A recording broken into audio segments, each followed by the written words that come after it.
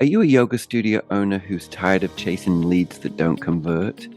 At the Sales Arms, they specialize in helping boutique fitness and wellness studios like yours build a revenue-generating systems that actually work.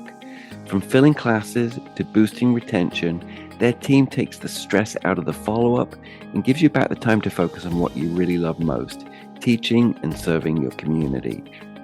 Right now, the Sales Arms are offering my listeners, the Yoga Biz Champ podcast listeners, a complimentary 45-minute strategy session where you'll walk away with clear steps you can implement immediately to grow your membership and your revenue. So book your session today at thesalesarms.com/yoga biz champ, and you can start selling with confidence. So again, that's the sales with an S at the end, arms with an S at the end, .com/yoga biz champ. Welcome to another episode of Yoga Biz Champ. I'm your host, Michael J., and today I want to talk about something that quietly determines whether a yoga studio grows steadily or constantly feels like it's starting over. And that's the first 90 days of a student's journey.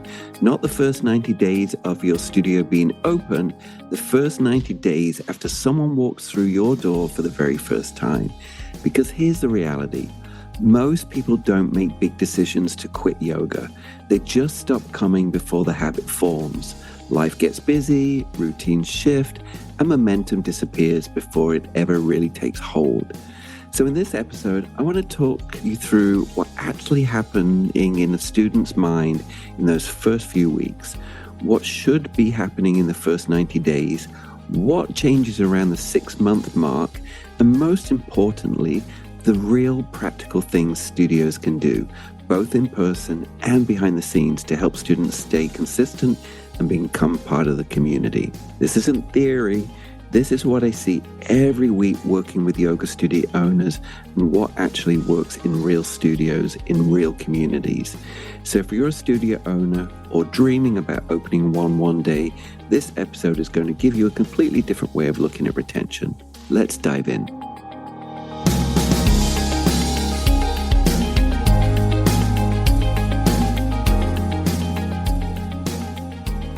So let's start talking about the first 3 weeks of a student's journey, because this is where retention actually begins, not at 6 months, not when someone becomes a member. It's right here. And I think this is one of the biggest mindset shifts studio owners need to make. Most owners think retention starts once someone buys a membership. But by the time someone buys a membership, most of the real decision making has already happened. The real decision is happening in those first few visits. Let's slow this down and really think about what a new student is experiencing. They walk into your yoga studio for the first time. Even if they look confident, even if they've practiced yoga before, there's almost always a little bit of uncertainty. There's a wondering, where do I put my shoes? Where do I check in? Is this the right room? What kind of class is this going to be? And am I going to feel behind everyone else? All of this is happening in their minds before the class even starts. And here's something important. When people feel uncertain, they don't relax. And when they don't relax, they don't associate the experience with comfort. So the first thing retention depends on is reducing uncertainty.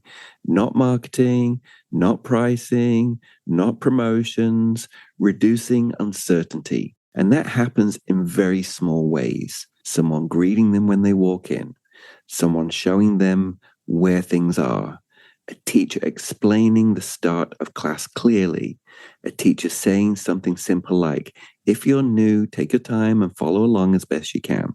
Those small moments change how someone feels in their body, and how they feel in their body determines whether they come back. Now let's talk about what happens after that first class, because this is where many studios unintentionally lose people. Someone has a good class, they feel relaxed, they walk out, and nothing happens. No one speaks to them, no one asks how it was, no one explains what to do next, and the student leaves thinking, that was nice, But nice is not enough to build a habit. Life gets busy, the moment passes, and 2 weeks later they realize they never went back. It's so common. And here's the part that's hard to hear. Most of these people didn't decide not to come back, they just didn't build momentum. Momentum is fragile in the first 3 weeks. If someone practices once, they feel good. If they practice twice, they start to notice changes. If they practice 3 or 4 times, something shifts mentally. They think to themselves as though someone who practices yoga. That identity shift is what retention really is. It's not about keeping someone, it's about helping them become someone who belongs in your studio. And this is why the second visit matters so much. The first visit is curiosity. The second visit is commitment starting to form. And here's something I encourage studio owners to do that very few actually track. Track second visits. Not just how many people came for the first time, track how many came back within 7 to 10 days, because that number tells you more about retention than almost anything else. Now let's talk about what influences that second visit. It's not usually the class sequence. It's not the playlist. It's not the temperature of the room. It's whether the student felt seen. Did someone remember them? Did someone acknowledge them? Did someone make them feel like they belonged?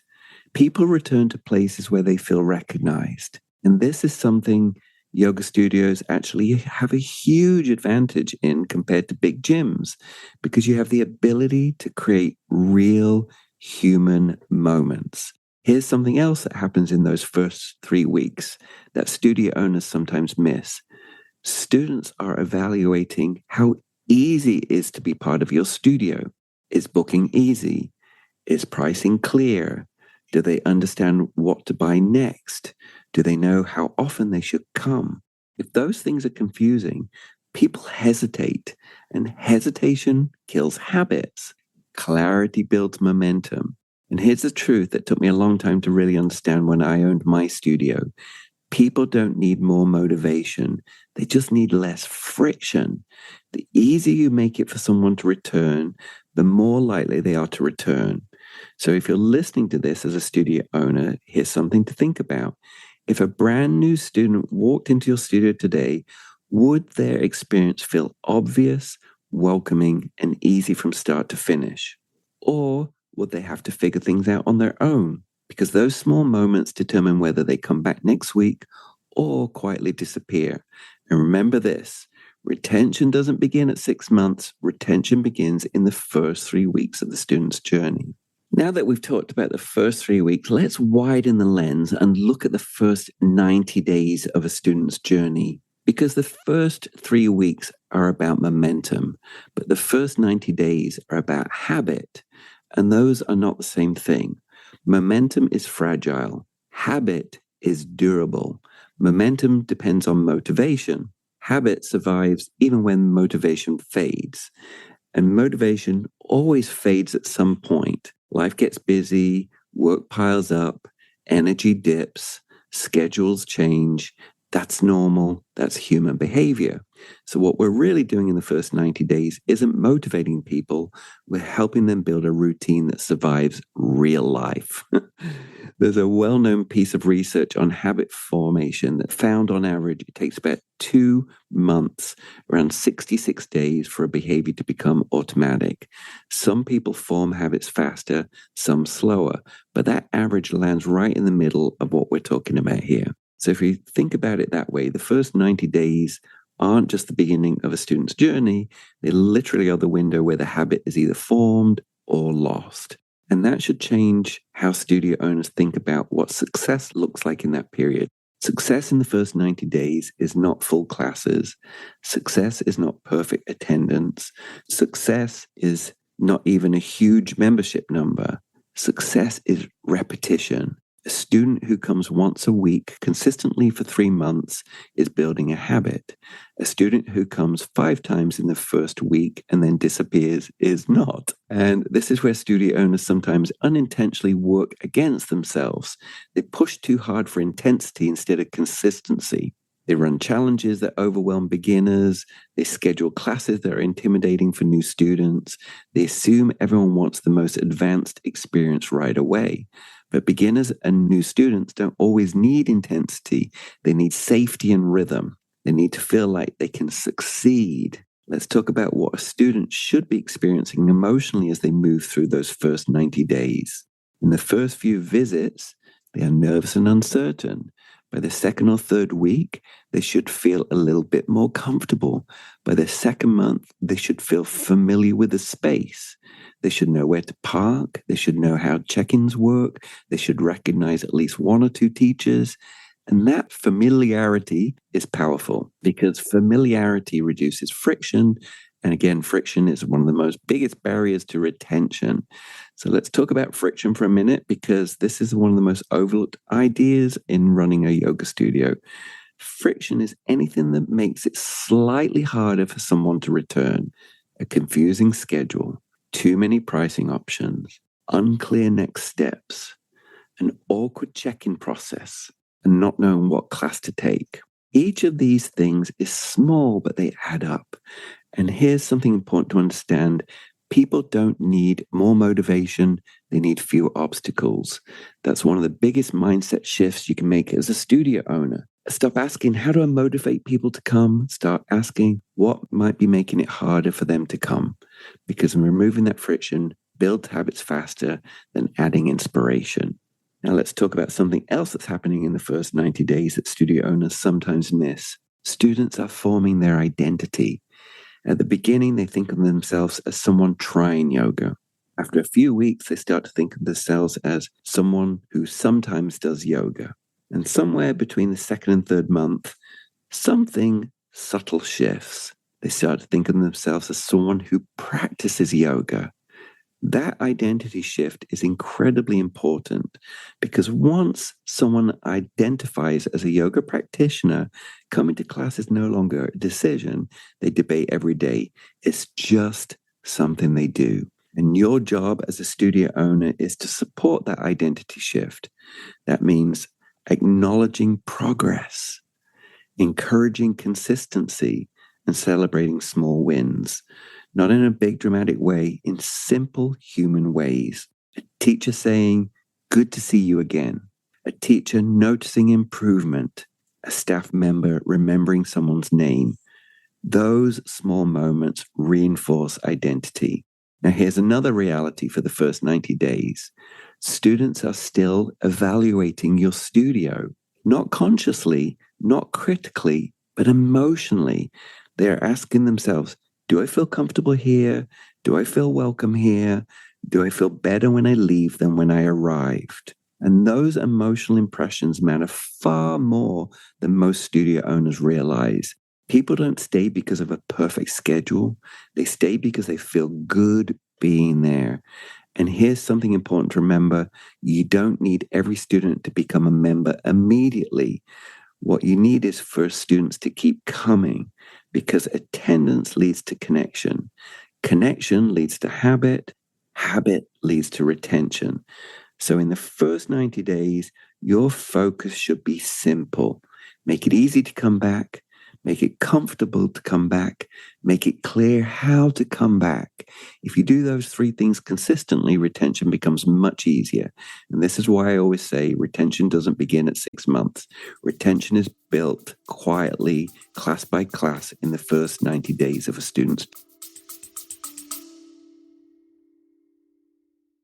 Running a yoga studio, then you know the back end can be a lot. If you're juggling 5 different apps to manage schedules, payments, teachers, and memberships, there's a better way. Offering Tree brings it all together. Class bookings, teacher payouts, retail, your website, one platform. Plus, you get free onboarding with data migration and access to free group business coaching to help you grow. Start 2026 organized. Visit offeringtree.com/Yoga Biz Champ podcast for your free trial. That's offeringtree.com/Yoga Biz Champ podcast, the all-in-one system your studio deserves. Now, I want to talk about something that a lot of studio owners have mixed feelings about, and that's automations. SMS, so text and email and tasks. Because when people hear the word automations, they sometimes picture cold, robotic messages or spammy marketing, and that's not what we're talking about here at all. Automation, when it's done properly, is not about selling more. It's about supporting the student's journey when you're not physically in the room. And that matters because here's what actually happens in a student's life after they leave your studio. They go back to work, they go back to family responsibilities, they go back to stress, errands, and distractions. And that relaxed feeling they had in Shavasana, it fades faster than we think. Not because yoga didn't work, because real life moves quickly. And if nothing reminds them, nothing reinforces that experience, it becomes easy to forget to book the next class. Not intentionally, just gradually. And this is where thoughtful, well-timed communication becomes incredibly powerful because you're not trying to persuade someone, you're simply keeping the connection alive while the habit is forming. So let's walk through what that actually looks like in practice. Imagine a student comes to their first class. Later that day or the next morning, they receive a short text, not a promotion, but something that says, "We're really glad you came. If you have any questions after your first class, just reply." And if you're wondering what to do next, most students come back within a few days while everything still feels fresh. That's it. Short, human, helpful. Now think about what that message does psychologically. It reassures the student that what they're feeling is normal. It removes uncertainty and it gently guides the next step without pressure. A few days later, another message might go out, something like, "How's your body feeling after your first class?" Totally normal to feel sore in new places. The first few classes are where most people really start to notice the benefits. Again, not selling or supporting. And this is important to understand. Most people don't quit yoga because they didn't like it. They stop because they didn't build a momentum quickly enough. So every supportive touch point in these first days helps maintain that momentum. Now let's talk about timing because timing matters more than content. If someone hasn't returned within a week, that's a critical moment, not a moment to pressure them, a moment to encourage them. A message that says, if you can make it back in the first week or two, that's where most people start to feel the difference in their bodies and energy. So you're not pushing, you're just guiding. And guiding is what new students actually want, whether they realize it or not. You know, I've talked about this before, but having a schedule on the front desk where you can ask two questions: what are you here for? And when are you available? And then you can highlight, you can prescribe a solution to that person's problem. So if they came for stress, you can recommend 3 classes that are going to help with their stress that week. All right. So with SMS, because SMS is powerful, it needs to be used carefully. SMS works best, or text works best when it's short, personal, and occasional. It needs to be useful, right? A reminder about a booked class, a quick note after a first visit, a gentle check-in if someone hasn't come back. They can help with that relationship. Also, if somebody does respond by that, they're telling you that's how they like to communicate with you, right? So that's not every week, not constantly, but just at key moments. And that's the great thing about our booking systems that do this based on data. Example, somebody buys that pass, doesn't come in 2 days, something goes out to nudge them to get their ass into class. So the goal of automation is relevance. There's something important to understand about automation. Automation does not replace human connection. It supports it. Automation helps keep the thread of communication alive between visits, but the real retention moments still happen in person. Again, a teacher remembering a name, a smile at the front desk, a short conversation after class. Those things can't be automated, and they shouldn't be. But automation fills the gap between those moments. And that's what makes it so effective in the first 90 days, because the student journey doesn't only happen inside your studio, it happens in the days between classes. Now, I want to give you a simple way to think about automations in the first 90 days. There are really 3 kinds of messages you need: reassurance, guidance, and encouragement. right? Reassurance says what you're feeling is normal. Guidance says, here's what to do next. Encouragement says, you're on the right track. That's it. It's not complicated funnels, not long sequences, just supportive communication at the right moments. Again, that's where data can really help in your booking system. And here's the important part of these messages should sound like a human being wrote them in your tone, in your studio's tone, not by a marketing department. Simple language, warm tone. Yes, I said short paragraphs, especially for email, because students don't need more information. They need clarity and encouragement. And when you combine that with what's happening inside your studio, the greetings, the conversations, the teacher connection, you start to build a consistent experience, not just a class, an experience. Experiences are what people remember, and remembered experiences are what bring people back.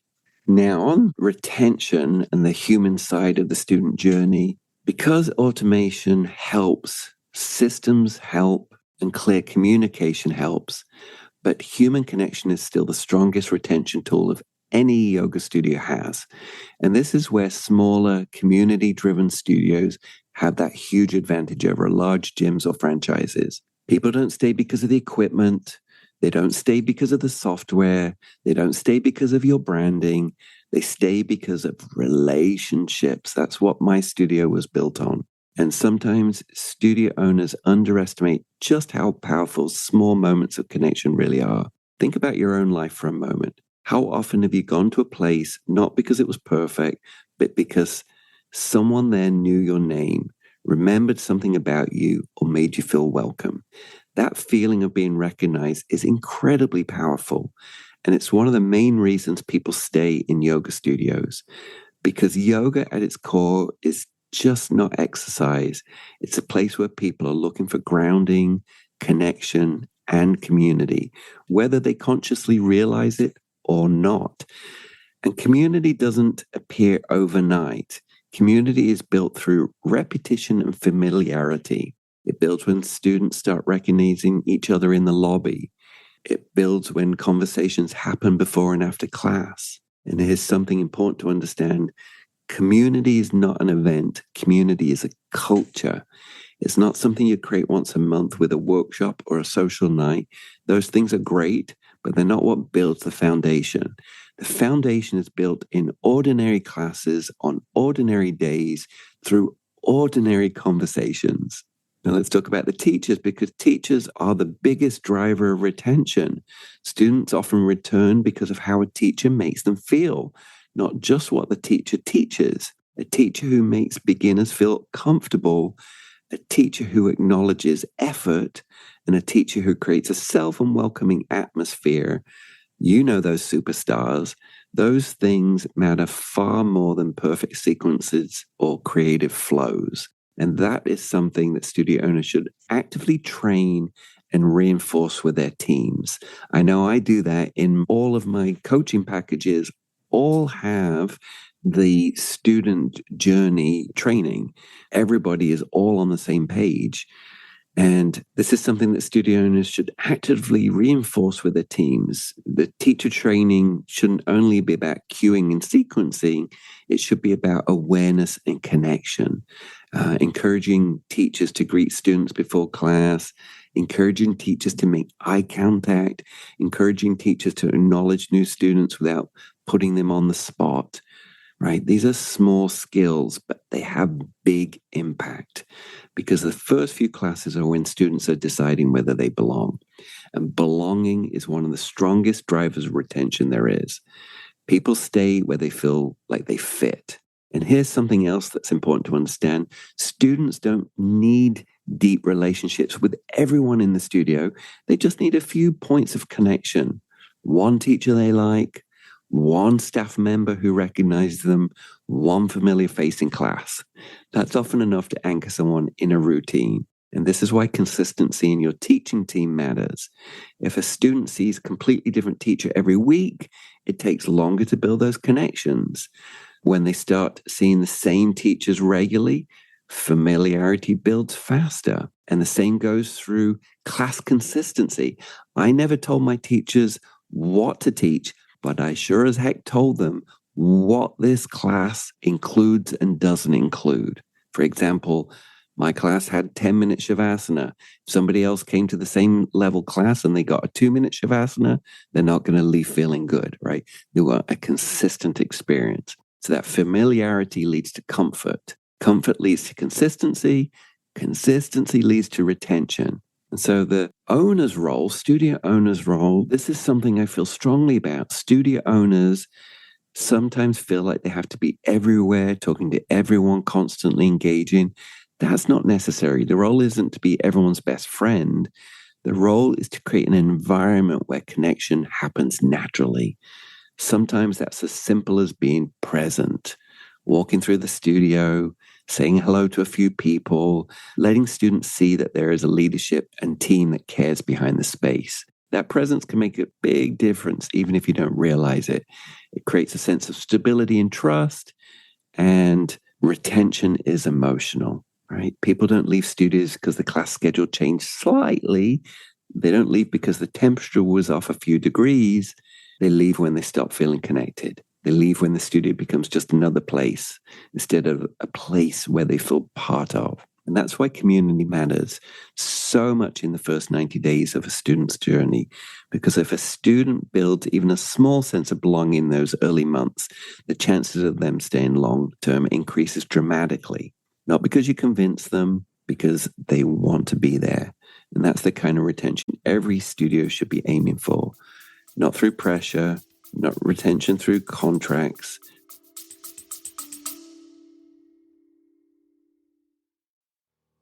Hey champs, I want to spotlight our podcast sponsor and someone I consider both a friend and a trusted expert, Mitch McGinley from Boutique Fitness Brokers. He's been on my podcast multiple times. He's a former yoga studio owner just like us. Mitch and his wife successfully sold their studio just like I did, and now he helps others do the same. So if you've heard my conversation with Jill Agonias on this podcast, she sold her studio for well over asking price thanks to Mitch's guidance. Whether you're thinking about selling your yoga studio for top dollar or you're looking to buy an existing studio, and let me tell you, that can be a great head start instead of building from scratch. Mitch is your go-to guy, seriously. He understands the ins and outs of the yoga industry, from valuation to finding the right buyer or seller. Plus, he's been right where you are, so he gets it. I'm always talking about building a profitable business that can be sold or carried on. My former studio is in its 22nd year now, and it's under its third owner, and I consider that a legacy. So if you want to explore your options for buying or selling, head over to yogabizchamp.link/BFB to book a no obligation chat with Mitch himself. And trust me, it's never too early to start planning for your yoga studio's future success. Again, that's yogabizchamp.link/BFB. Retention through connection. Now let's talk about what happens between month 3 and month 6 of a student's journey, because this is a phase that surprises a lot of studio owners, and it surprises them because things often look good at first. A student joins, they come regularly for a few weeks, they seem engaged, they seem happy, and then somewhere around the 3 to 4 month mark, attendance might start to soften. Not dramatically, not all at once, just a little less frequently. Maybe they used to come 3 times a week. Now it's once or twice. Maybe they skip a week. Maybe they start canceling more often. And this is where studio owners sometimes miss what's happening, because nothing looks obviously wrong. But this is the phase that is completely normal. What's happening here is simple. Novelty can wear off. The excitement of starting something new can fade. The early physical changes level out. The routine starts competing with the rest of life again. And this is where motivation alone stops being enough. Motivation is powerful at the beginning. It's what gets people through the door. But motivation is not what keeps people practicing long term. Habits and relationships are what carry people through this phase. And this is why the first 90 days matter so much, because by the time someone reaches month 4 or 5, you're no longer building the habit, you're maintaining it. If the habit is weak, this is where it breaks. If the habit is strong, this is where it stabilizes. Now, here's something important to understand about attendance patterns. In almost every fitness business, not just yoga, attendance frequency is one of the strongest predictors of whether someone will stay or leave. When attendance drops, the risk of cancellation increases. Not because people consciously decide to quit, because the routine disappears. And once a routine disappeared, it's very hard to rebuild without a deliberate effort. So this is the phase where studios should be paying attention, not reacting emotionally, but observing patterns. Are students who are coming regularly starting to come less often? Are gaps between visits getting longer? Are people who used to attend weekly now attending every 2 or 3 weeks? Those are the early signals, not problems yet, signals. And the earlier you notice these signals, the easier it is to respond. So let's talk about what responding actually means, because this is where some studios go wrong. When attendance drops, instinct is often to sell harder. More promotions, more discounts, more offers. But attendance drops are rarely a pricing problem. They're just a rhythm problem. The student has lost their routine. And what helps people return to routine is not pressure, it's encouragement and simplicity. This is where small, thoughtful touch points make a difference. A simple message that says, hey, haven't seen you in a bit. Hope you're doing well. If you want help picking a class this week, we're happy to help. Right? This kind of message works because it removes friction and removes guilt. And guilt is one of the biggest hidden barriers to retention. People often feel embarrassed coming back after missing a few weeks. They think they've fallen behind. They think they'll feel awkward. They'll think somehow they failed. And the best studios quietly removing that feeling. They create an environment where coming back always feels easy. No judgment, no pressure, just welcome back. And that culture matters more than most studio owners realize. Now, the other reality of the month 3 to 6 phase is students are deciding whether is yoga part of their life or just something they tried for a while. I always say with my beginner courses, a lot of people, when they register for a course, it's like, check, okay, on to knitting, to the next course, right? So that decision isn't dramatic, it's subtle. It happens when they choose to come to a class instead of staying home. It happens when they book their next week in advance. It happens when they start planning their schedule around yoga instead of fitting yoga into their leftover time. That's the moment yoga becomes part of their identity. And identity is what drives long-term retention. Because once someone sees themselves as a yoga practitioner, no matter what age, they don't debate whether to go to class. It's just something they do. And again, that identity is built in the first 90 days. By month 4 and 5, you're reinforcing it, not creating it. So let's talk about what studios practically could be doing during this phase. First, keep paying attention to attendance patterns, right? Again, if you've got good software, this should easily be able to get that information in front of you in your booking system. And so you're just paying attention to those patterns, not obsessively, but consistently. I used to call it, again, daily detective work. Second, maintaining communication, not constant messaging, just occasional thoughtful check-ins. Third, keep reinforcing community. Encourage conversations, encourage familiarity, encourage teachers to continue acknowledging regular students, because at this stage, connection becomes even more important than novelty. Students aren't coming back for something new anymore. They're coming back because it feels like part of their life. And that's exactly where you want them to be.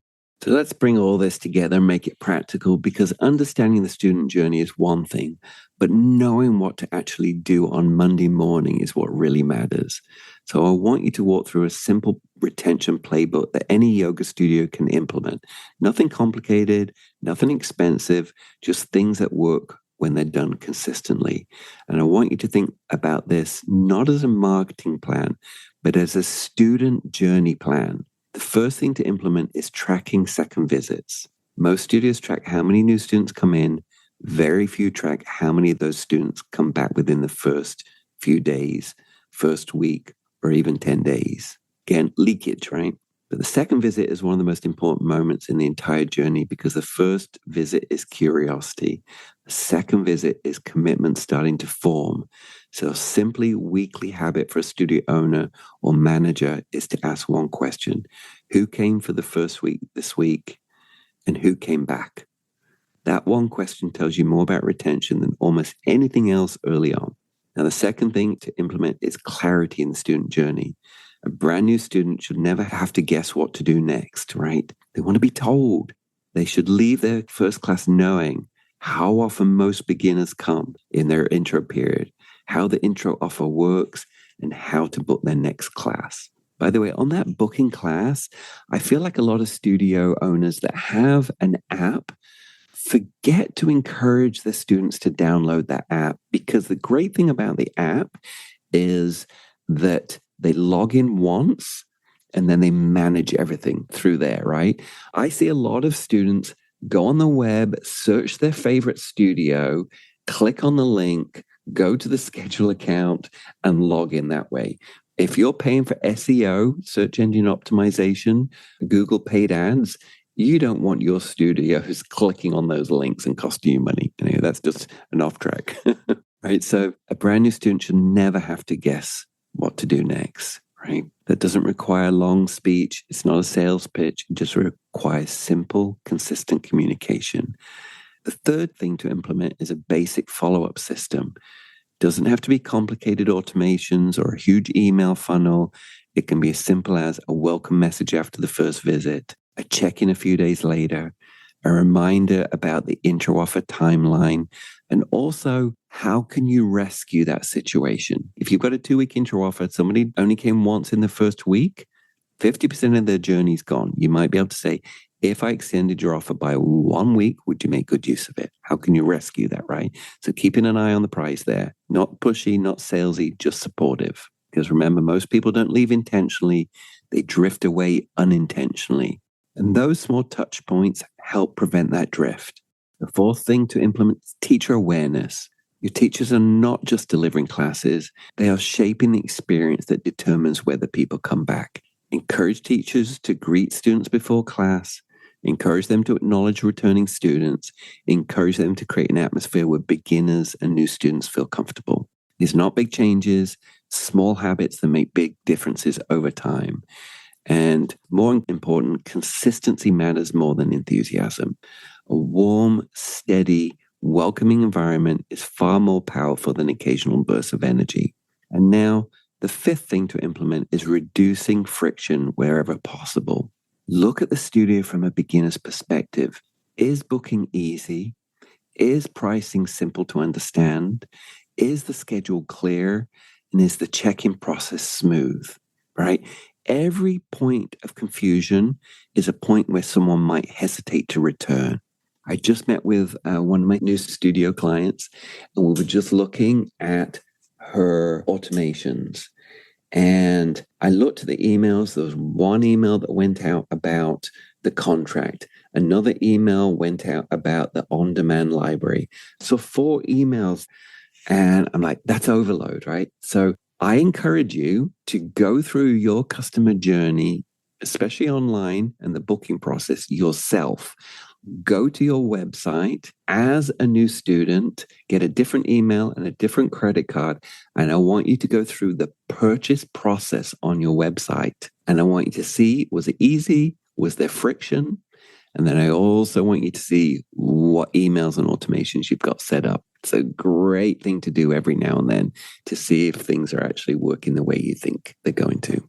At every point of confusion is a point where someone might hesitate to return. And hesitation is the enemy of habit. So one of the most powerful things a studio owner can do is simply walk through the student journey, again, as if they were brand new, and look at everything that feels unclear or awkward. Fixing those small things often has a bigger impact than any marketing campaign. And the sixth thing is to implement is paying attention to patterns after the first few months. Not reacting emotionally, just observing. Are regular students still coming? Most booking platforms have a great report called Clients at Risk. Go have a look. Are gaps between visits getting longer? Are people starting to fade quietly? Because when attendance drops, that's the earliest signal that someone might be drifting away. And small supportive check-ins at that stage can make a big difference. Not to pressure people, just to remind them that they're welcome and then coming back is easy. And finally, the most important thing to implement is culture. That culture where people feel welcome, a culture where beginners feel comfortable, a culture where coming back after a break feels easy but not awkward. That culture doesn't come from posters on the wall or mission statements on the website. It comes from daily behavior, from teachers, from staff, from the way people are greeted and treated. And culture is what turns a place where people take yoga classes into a place where people belong. And belonging is the strongest retention tool there is. Now, I want to bring this back to one simple idea to close. Retention doesn't begin at 6 months. Retention begins in the first 3 weeks. Retention is built in the first 90 days. And retention shows up in your numbers at 6 months and beyond. So if you focus on the student journey, not just filling classes, you build a studio that grows steadily instead of constantly starting over. And steady growth is what gives studio owners breathing room and what gives teachers stability in busy classes. And it's what allows a yoga studio to truly become part of a community. So if you're listening to this and thinking about your own studio, here's a simple question to ask yourself. If I walked into my studio as a brand new student today, what would the first 90 days of my journey feel like? Because the answer to that question tells you almost everything you need to know about your retention. Studios that grow steadily aren't chasing more new students all the time. They're building strong journeys for the students who are already walking through the door. And the good news is, most of the things that improve retention aren't complicated. They're small, consistent actions done well over and over again. Now, if you're listening to this and you're thinking about your own yoga studio, your systems, your student journey, your automations, your retention, and you want another set of eyes on it, that's exactly what I help studio owners with every day. You can book a consultation for no charge with me at yogabizchamp.com/book, and we'll take a closer look at what's working and what's not, and what you can implement right away to create more stability, more consistency, and more freedom in your studio. Thanks for listening, and I'll see you on the next episode.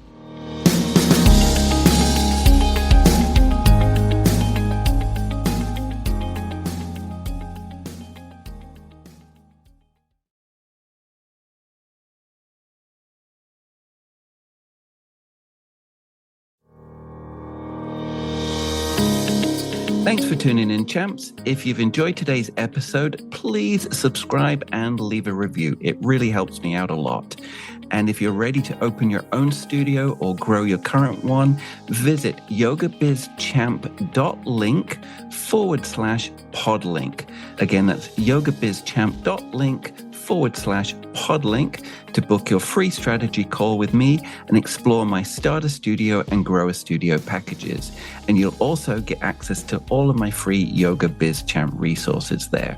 And you can also check out the video content on YouTube for more insights and follow me on all social media platforms at Yoga Biz Champ. See you next time.